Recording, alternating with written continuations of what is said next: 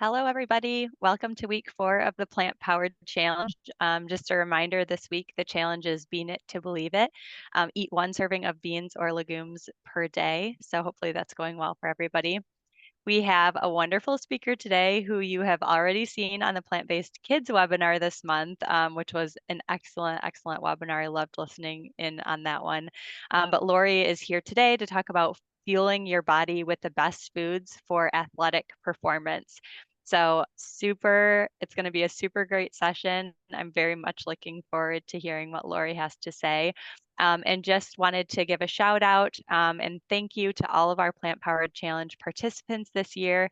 We hope that you have been able to learn some of the whys behind adding more plants to your diet, no matter where you are starting from. Learn some different things that you did not already know, or just solidified things that you already did learn. So without further ado, welcome Lori, and we're super excited to hear what you have to say today. Thank you, Kara. I am really excited to be here. This is definitely one of my passions is powering athletes with plants. So I've always had a passion for education, nutrition, and physical fitness. So even through the years, whether it's strength training, racquetball in college, I actually didn't even get into running until later, but I've always enjoyed just a variety of activities. Swimming, running, and cycling came later. And to be honest, even in high school, I did not like running at all. I never could breathe when I was running. That just wasn't fun to me. And I couldn't even swim without nose plugs. So again, you always have to start somewhere. But running is now my therapy, and I've actually completed 2 Ironman races.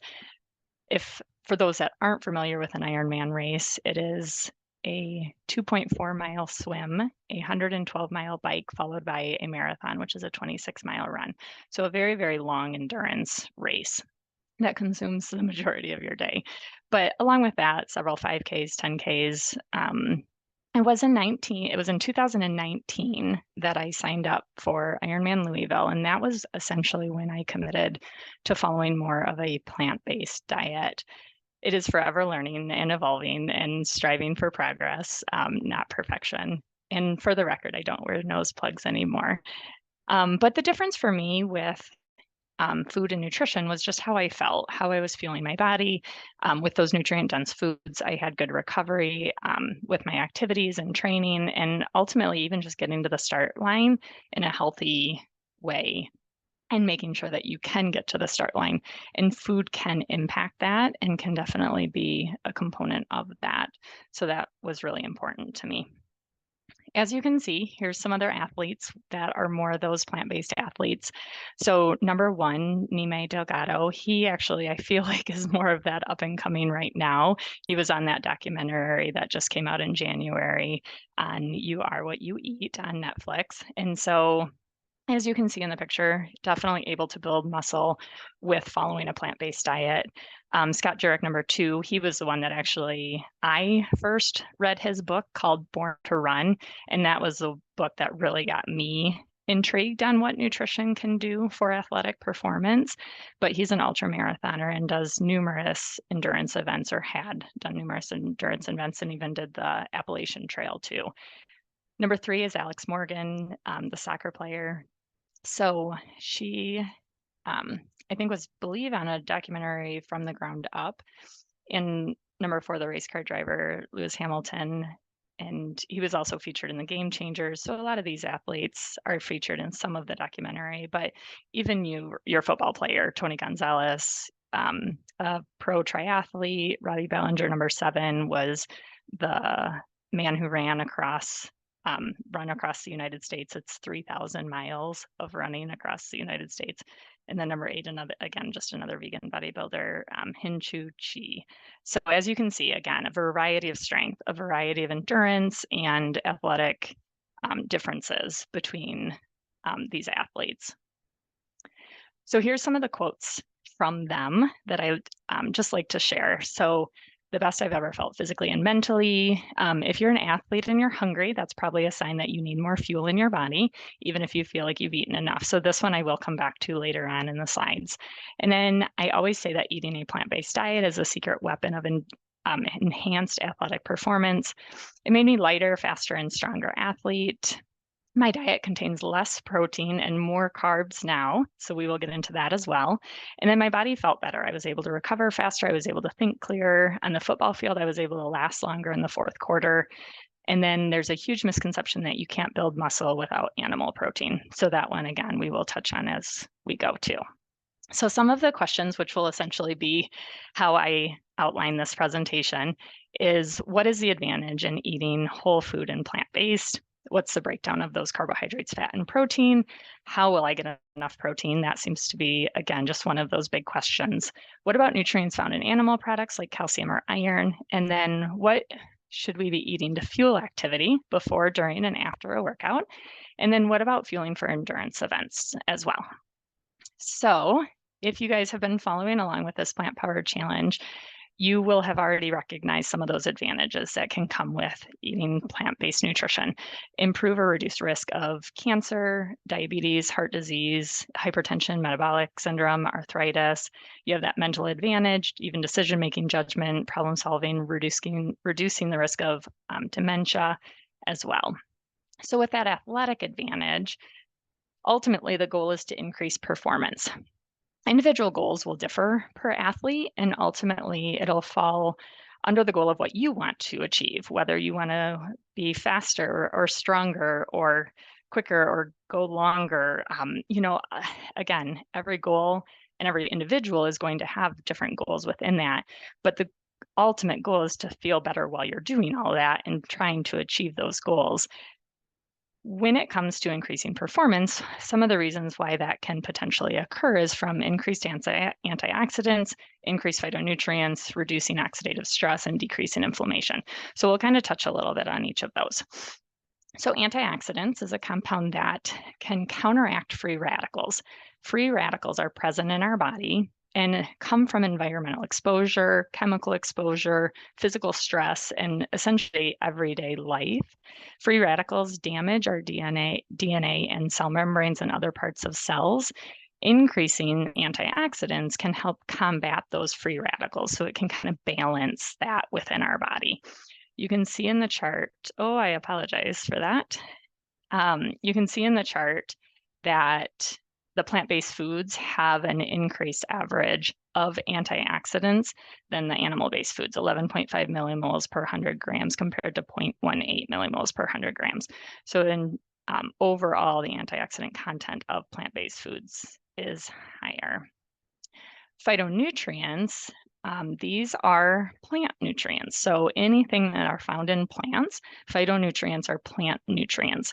So examples of phytonutrients will be carotenoids like lycopene in tomatoes or lutein in kale, flavonoids, anthocyanins in blueberries, a lot of your color. Anything with those vibrant colors, your oranges, your blues, your reds, your greens, those dark leafy greens are a huge piece of those phytonutrients. And so oxidative stress is essentially that imbalance of free radicals to antioxidants. So when we have more free radicals, we're going to have potentially more inflammation. When we have more antioxidants, we can potentially have less inflammation. And oxidative stress can contribute to that inflammation, heart disease, aging, and high blood pressure. So having that increase in antioxidants along with increase in anti-inflammatory foods can help with that overall performance. So there was a blueberry study, this one kind of caught my eye, New Zealand blueberry consumption and recovery from eccentric exercise-induced muscle damage. And this study supported the idea that blueberry consumption induces cellular adaptive events that help accelerate muscle repair and recovery of muscle strength. So again, just something as simple as adding blueberries, can potentially help with athletic performance. But essentially, the powerful phytonutrients may enhance nitric oxide production in the blood vessels, which can help regulate blood pressure. Even an hour after eating a serving of blueberries, we can see a spike in arterial function improvement. So some of your additional anti-inflammatory foods can be ginger, turmeric, dark leafy greens like kale, collard greens, spinach, arugula, cruciferous vegetables like broccoli, cauliflower, cabbage, and then a lot of your fruits. Again, those very, very colorful berries, strawberries, blueberries, your nuts and your seeds like your walnuts and your hazelnuts can definitely always be added to salads or added to oatmeal in the morning. And then your beans, lentils, legumes, all of those are going to have those anti-inflammatory properties as well. So moving to macronutrients. So a lot of you guys may have already heard the term macro. And those that haven't, macro is short for macronutrients. Macro, think large. They're the nutrients that provide the bulk of our energy and structure. They're needed in large quantities. So again, macro, think large. They're again the bulk of what we're eating. So those carbohydrates, 50 to 60% of our meals in our diet should be coming from carbohydrates. Protein about 10 to 15%, and then fat 20 to 30%. So we'll break down each of these in a little bit more fashion. So with carbohydrates, these are going to be your whole grains, your beans, your lentils, your fruits, starchy vegetables. They do break down into glucose and are used for energy. So again, this is our main source of energy. Stored as glycogen in muscle and liver and can be used for physical activity. Think outside the box for some of these food sources. So instead of just rice and beans, which I feel like is maybe my go-to for that balanced nutrition, it's like, oh, let me just incorporate rice and beans. But it could be a loaded baked potato. It could be a grain bowl, a fruit bowl, a smoothie, even muffins, pumpkin. I actually just made a pumpkin loaf the other day, which has flaxseed and oatmeal and nuts. And I mean, it's just loaded with a variety of different things. But essentially, waffles or even sandwiches and wraps, you can really load up those carbohydrates with a vast variety of different foods to encourage that energy or to have the nutrients for that energy. As one transitions to a plant-based diet, carbohydrates can decrease actually, just because when you shift away from some of those calorie dense foods like your refined processed foods or even your meats and your cheeses and your butters, a lot of times those calories will be lower and carbohydrates can sometimes be lower as well. I always like to note that when shifting to more of a plant-based diet, you can increase or have that risk of what's called restrictive energy deficiencies, RED-S, which can lead to suppressed metabolic rate, menstrual dysfunction, impairment of bone health, immunity, and protein synthesis. So this can occur as little as 5 days. It can be acute, intermediate, or even chronic. But it goes back to that quote from Alex Morgan, the soccer player. If you're an athlete and you're hungry, that's probably a sign that you need more fuel in your body, even if you feel like you've eaten enough. So listening to your body and really being aware of those hunger and satiety cues can be a really big piece, because on a plant-based diet, a lot of the calories, again, are just naturally lower. So you really tend to need more food, a larger quantity of food to maintain the same calorie intake. And being an athlete while training for a specific event, your calorie needs are going to increase anyways. So you have this two prong of, hey, I need more food because what I'm eating is healthier, nutrient dense, but essentially may have those lower calorie components, and I'm burning more energy. So it's really imperative to be mindful of the food that we're eating and making sure that we're getting enough food and enough quantity of that food. There was a study in Germany on that relative energy deficiency, and it actually was showing, and they did indicate more studies were going to be needed, but it did indicate that carbohydrates was a component of that energy intake, can have that critical impact on the energy availability, not just calories. So they actually noted that carbohydrates were a big piece of making sure that you had that energy availability, which I thought was, again, that it wasn't just calories, but carbohydrates as well. And then another study, this one will kind of lead into my next slide on protein. Another study compared a diet consisting of higher protein compared with a Mediterranean diet. And as some of you guys may very well be familiar with Mediterranean diet, but it is very plant driven. It does still consume some meat, but also includes some oils, but very, very, again, plant heavy. And the higher protein consisted of 18% protein compared to 12% protein in the Mediterranean diet. And the carbohydrates in turn were 53% compared to 58%. So that Mediterranean diet had 58% of their nutrients and foods coming from carbohydrates. The Mediterranean diet, the lower protein, higher carbohydrate improved muscular mass without increasing total body weight. So again, having that improvement in muscle mass when those protein percentage was slightly lower and those total carbohydrates were slightly higher. So what about protein? So this is going to be a heavy slide, the next couple of slides. We need that 10 to 15%. So that was that macronutrient breakdown for protein, was that 10 to 15% of our calories. As calories increase with activity, which we noted, or I noted a minute ago, so do our total grams of protein per day. So the percent of calories from protein will remain within a similar range. So for example, we have a 180-pound person, normal daily activity would maybe need 2,000 calories per day. 15% of protein for 2,000 calories would be about 75 grams of protein per day, which comes out to about 0.9 grams per kilo. This same person who's training for an event, the 180-pound person, may bump their calorie needs up to 3,000 during their training kind of period. And so 3,000 calories, 15% of 3,000 calories would be equivalent to 112 grams of protein. So their protein bumped up from 75 to 112, as did again their calories bumped up from 2,000 to 3,000.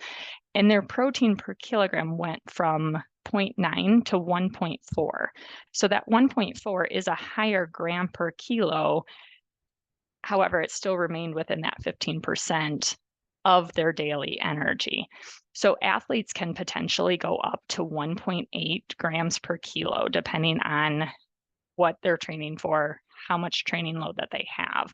The protein per kilogram weight, again, increases, but that percentage of protein for the total calories should remain pretty similar. So when you're talking whole food plant-based protein, it actually has anywhere from 12 to 25% of calories from protein within those plant protein foods. So on the slide, you can see chia seeds, almonds, oatmeal, chickpeas, flaxseed, quinoa, black beans, hemp seeds, almond butter, wheat berries. I mean, you name it, right? There's so much variety that you can pick from. That's going to be a good source of those plant proteins.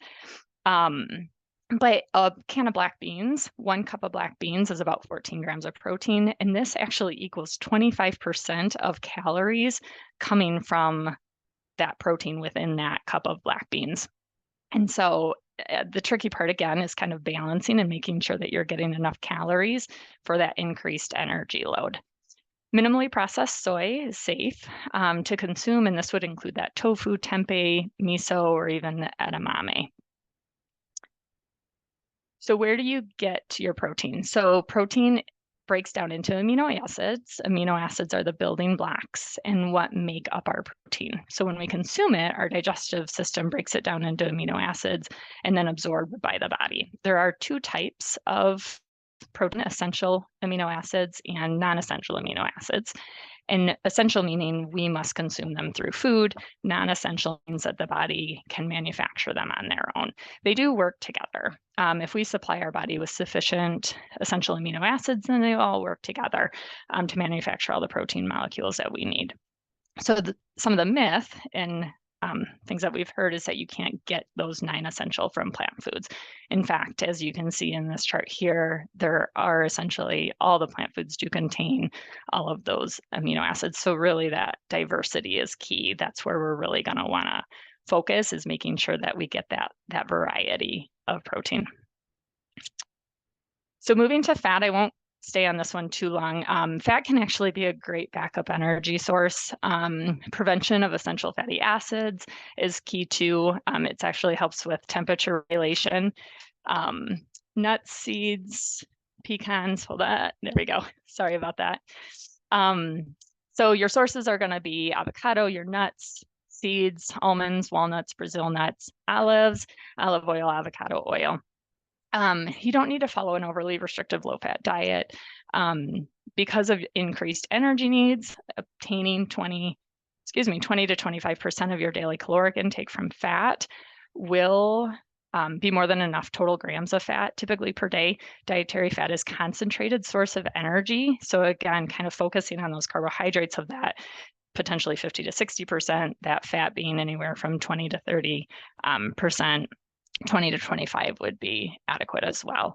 But once those carbohydrate requirements are met, which is key, then finding and beefing up your meal with some of those fat sources can help you meet your higher energy requirements. So I will touch on micronutrients just for sake of time. I'll go through this one quick too, but your iron, calcium, B12, and zinc are probably the nutrients that are touched on the most with athletes and plant-based eating. So your micro are those small nutrients that are needed in smaller quantities and smaller amounts, but your dark leafy greens, your tofu, tempeh, your fortified foods, B12 likely does need to be supplemented if you can't get it from either fortified foods, nutritional yeast, and that would be the one that's, again, most known to supplement for that plant-based nutrition. So moving to what to eat. Here is a vast array of colors. I tried to pick the most colorful pictures as possible, but your fruit, your vegetables, your grains, and this is where starting to work in small changes. If it's too overwhelming to bring in so many new foods and so many different foods and so many just unknown foods, starting with small changes, even a smoothie with just fruit and a milk alternative. And then a week later, you add a handful of spinach. And then a week later, you add some ground flaxseed, and then you can start beefing it up and bulking it up as you go. If your goal is to make homemade granola, but just time, right? Training for anything takes a lot of time. And if you have a family and you got kids in activities, that can be really challenging. And so sometimes, hey, I'm going to buy this product. I'm going to find the one that has the least amount of sugar and the one that seems to be the most whole ingredients. And I'm not going to make that because that's not per se where my time is going to be slotted. So just that variety. And even you can do the savory or the sweet with breakfast and snacks. And so you can really get a good variety of items. Your lunch and dinner, this again, looking at those main items, those carbohydrates as your base, your fruits, your veggies, your protein, and your healthy fats, and really just trying to incorporate that variety in. So with athletic events before, during, and after. So anytime before a race or an event, usually eating 2 to 3 hours before working out, letting your body have time to settle that food. So that way it really minimizes and decreases that GI upset through some of the races, but that balanced nutrition, having the heavy portion of that meal be carbohydrates and then bringing in some of that fat and protein as well. Depending on the duration of the event, you may need that 10 to 15 grams of carbohydrates right before that race within 15 to 30 minutes. During will probably be carbohydrate heavy, your fruit, oatmeal, electrolyte drinks, even some of your energy chews. And then after is where you really want to bulk up with that really high calorie, higher carbohydrates and protein. And so there's a recipe here. So each of these columns kind of go with the before, during, and after. The homemade electrolyte drink, that can even be during as well. Your energy squeeze and your bulk up smoothies. I did put the links to this website. This is Compliments of No Meat Athlete. And I got a lot of recipes from his book throughout training that I really liked. The one in the middle, the energy squeeze, I just have to make note of this one because I did end up making it and loving this one. And this one was not from No Meat Athlete. And to be perfectly honest, I'm really actually not even sure where I got it from. I ended up putting the nutrients in a computer program myself to figure it out. But it's become one of my all-time favorite. And I put it in these little squeeze pouches on the right-hand side that are self-filled and have the zipper on the bottom. And a girl that I trained with, she tolerated very little throughout training and she could tolerate these, which was great. So I kind of made a big batch, gave her some, used some myself, and we were on our way. And then fueling for endurance events. So where to start? homemade versions versus store-bought versions, I will 100% that I did both. I did those energy squeezes, and then I did some of these things on this page as well. I really try to minimize colored additives or preservatives as best I can. But sometimes it comes down to tolerance. Sometimes it comes down to flavor, whether you want sweet or savory, whether you want liquid or solid. And then what's the base for the activity? You need a little protein. Do you just want carbohydrates? And then you can find them at your local running store typically, or ordering online. That website will also be in the references too. So this was just an example, and everybody's needs are different. So individual needs will vary. This information, actually, the information as far as the kind of it's 30 to 60 grams per hour of carbohydrates during endurance events. And again, that may vary per sport. It may vary per person, whether you're on that 30 or 60 gram kind of range. But that information is taken from the Sports Nutrition for Endurance Athlete book. And she kind of breaks up that piece of what you need before, during, and after a little bit more in depth. But this is just an example of what 100-mile bike ride would look like, potentially 5 to 7 hours. Your calories, about 300 calories. And this is based off of about 140, 100-ish pound person. Upper limit, typically 500 to 600, regardless of weight, just because of the tolerance in your stomach while you're doing that activity. But it primarily carbohydrates, a little bit of protein mixed in, and some people don't like to eat when they're on the bike. Some people, they just like to drink, and that's okay too. Some of that, the pack, the Morton pack on the bottom right, 320, that's 320 calories per packet. So you could potentially just take one of those packets, every hour. But with liking food, peanut butter and jelly sandwiches, those energy chews, the energy gels and chews, and then even the electrolyte drinks. So again, a lot of variety then can come into play, but it ends up being quite a bit of food. It was, close to 1,500 calories for a 100-mile bike over 5 to 7 hours. So that just gives you a little bit of an example of what that could potentially look like. And like I said, every individual has different needs and different preferences and different likes.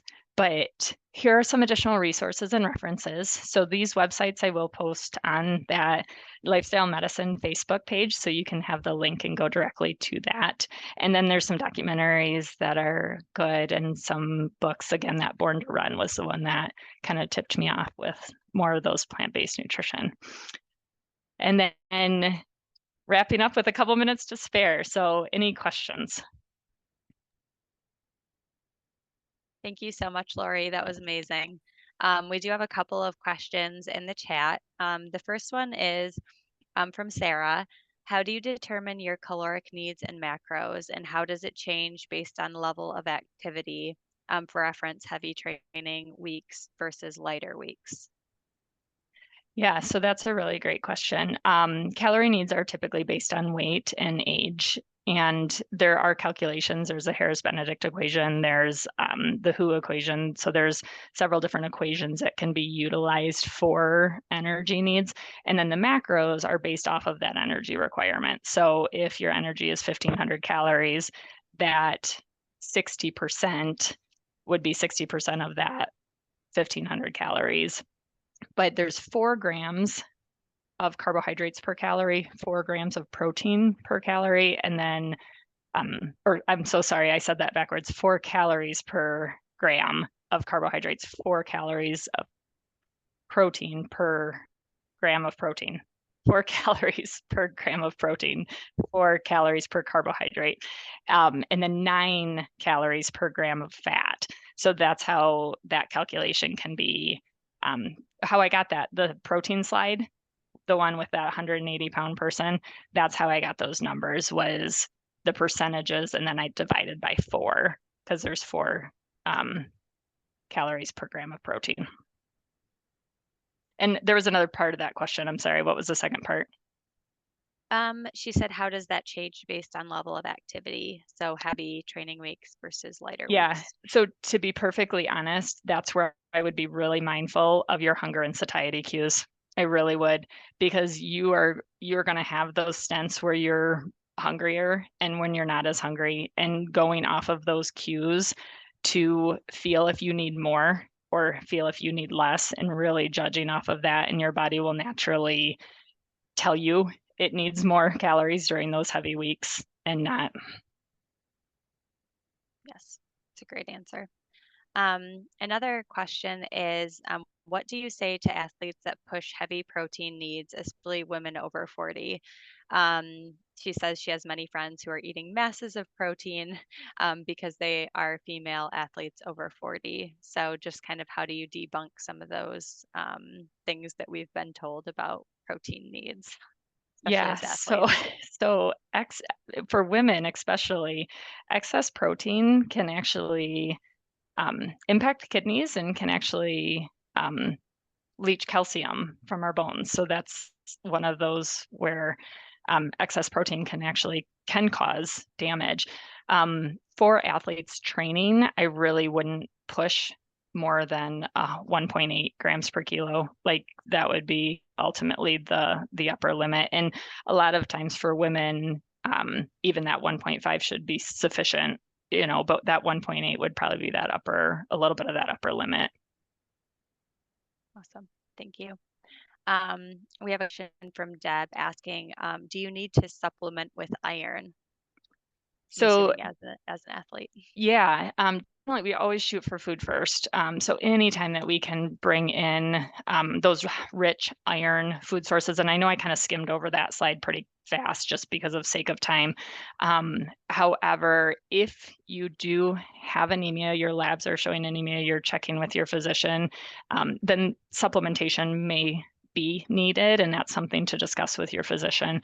If you still are struggling with some of those low hemoglobin and hematocrit levels, even when trying to adequately get appropriate iron in your diet. So that is definitely something to continue to monitor. And then the last question, and I don't have specifics, but she says, how do you adjust for diabetics? I'm assuming just when Type you're 1 or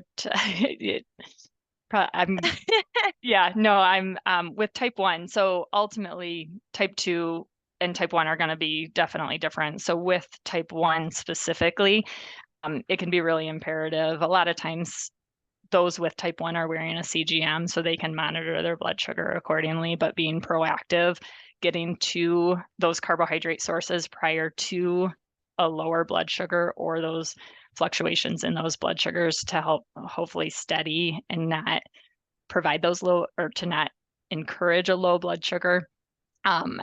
A lot of times drop in insulin and change in insulin is going to be needed, to be honest. Insulin requirements will be lower for athletes. And as you continue to build up that athletic endurance, again, insulin needs are likely going to change. And so really adjusting the insulin for the food rather than adjusting the food for the insulin is going to be a really good trial and errors to work on. awesome. Thank you so much. The last one is more of a comment.